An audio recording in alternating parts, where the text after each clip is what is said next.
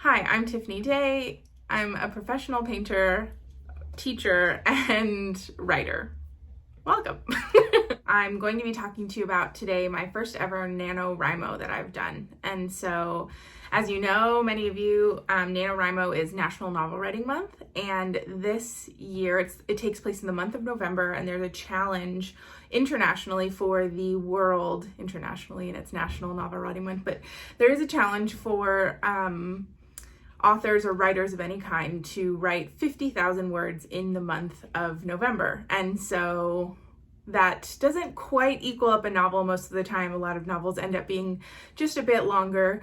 But I decided to participate for the first time. The reason that this is really exciting for me is that I am actually a professional painter. There's a couple of examples of my paintings back here. And it's the first time I've ever attempted to do a novel. I've written a short story before, but that was nowhere near as long as a novel's length.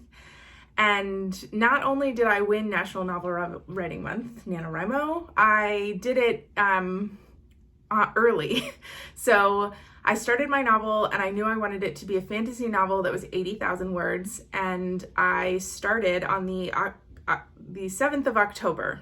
That is like 3 weeks before National Novel Writing Month even begins. And I start and I'm terrified and excited. And honestly, I'm using a lot of the skill sets I've learned as a painter to try and sit down and be diligent and just write things. And I'm not saying anything about the quality of the writing so far, but I did want to say that there are a few things that I've learned as a painter, and I've been a painter now for 10 years, that have really helped me.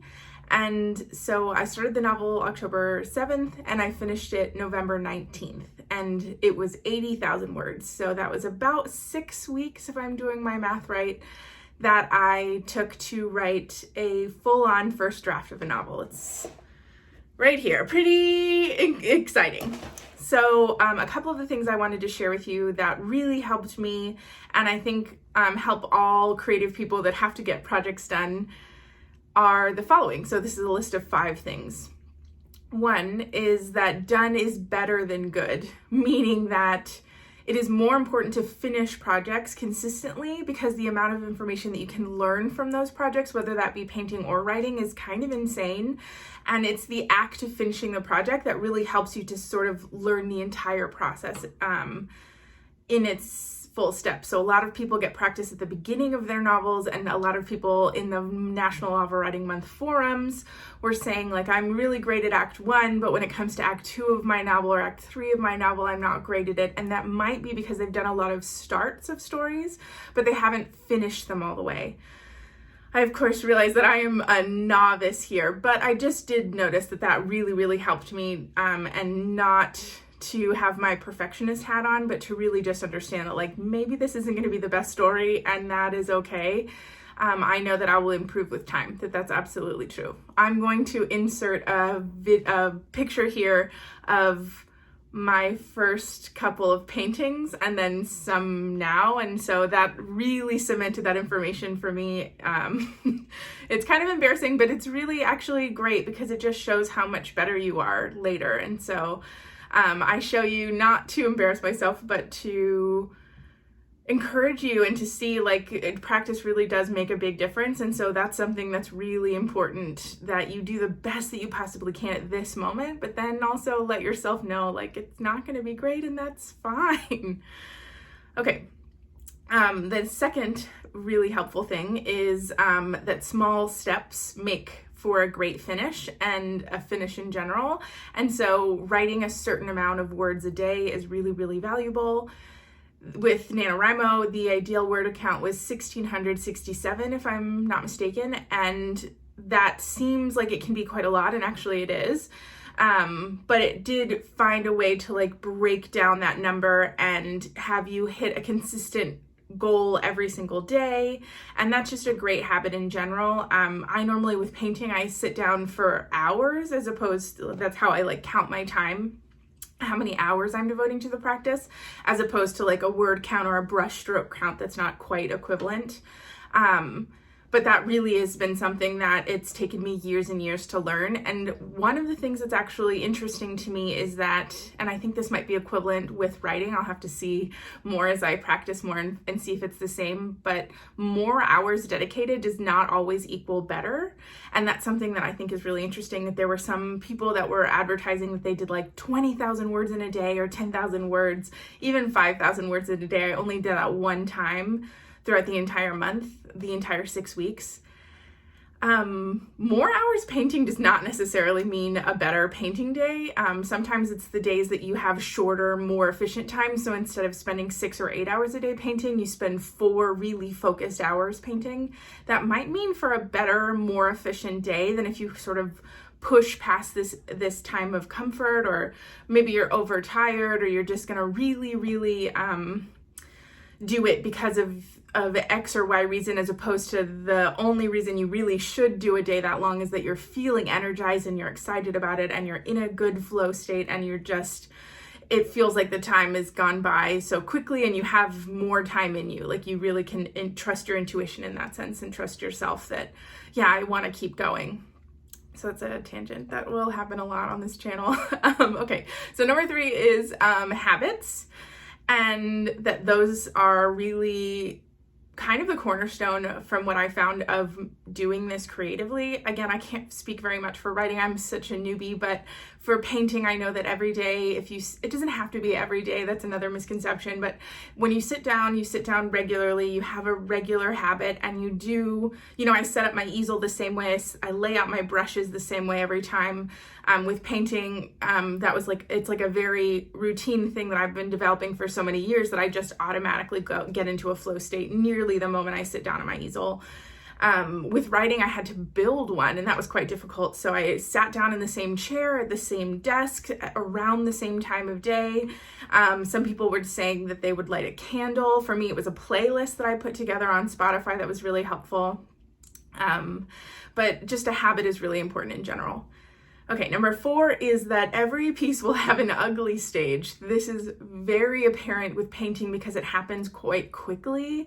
From what I'm understanding is that this whole first draft is the ugly stage with writing. And so I'm going to have the joy of going back and revising that probably 10 times in order to make the changes that I need to make and get it to be polished and coherent. In a painting, it generally is once you lay out the first initial pass, it tends to be kind of an ugly stage or like halfway there-ish. And so that does feel equivalent to like the first draft of this novel. And so it's just funny how those parallels really do match up. The ugly stage, I've been an art teacher for several years now, and that can really trip up so many people, and it's just so difficult to psychologically allow it to be where it needs to be. It needs to be in that ugly stage, and the only thing to combat that is keep working and push right on through that. And that is not the most fun advice ever.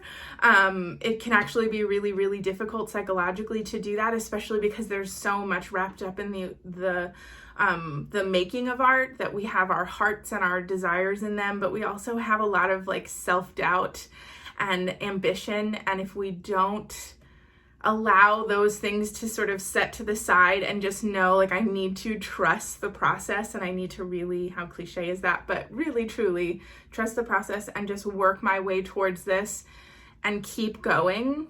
Small steps means big finish. We're going to have something great at the end. And then the last thing that I've got is, number 5 is to work broad to specific. And so that's very cool when it comes to painting, is that's like a very common painting technique. It's not the only one. And certainly there's got to be tons of other ways of writing as well, but writing and painting broad to specific has seemed to work really really well. That writing and painting broad to specific has seemed to work really well. And working with a broad painting idea and then adding in more details is a very strong way to create a painting, because then you have the whole idea, the big picture laid out, and then from there you just add specificity, and that it makes a painting at the end. And so that's something that's really, really valuable. And I'm finding that that's also true with this first round of edits and just the whole big picture. And so, yeah, I think that those are things that are really valuable. That's like the main 5 things that I've seen in common with painting and writing. And the last thing I'll say on that is that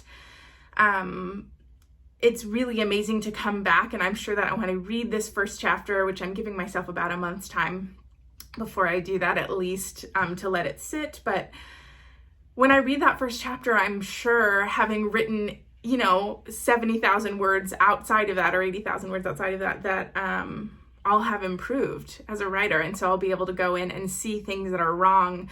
And I hope that that's true for the entire manuscript, that with every single painting I finish, I can see that I'm better the next time around. And so I don't take that actually as a problem. I don't see that as a defeated kind of stance, because yeah, you could see it like you're rolling the hill up the mountain forever, but you can also just see that as you get to see your growth along the path, that you get to watch yourself grow.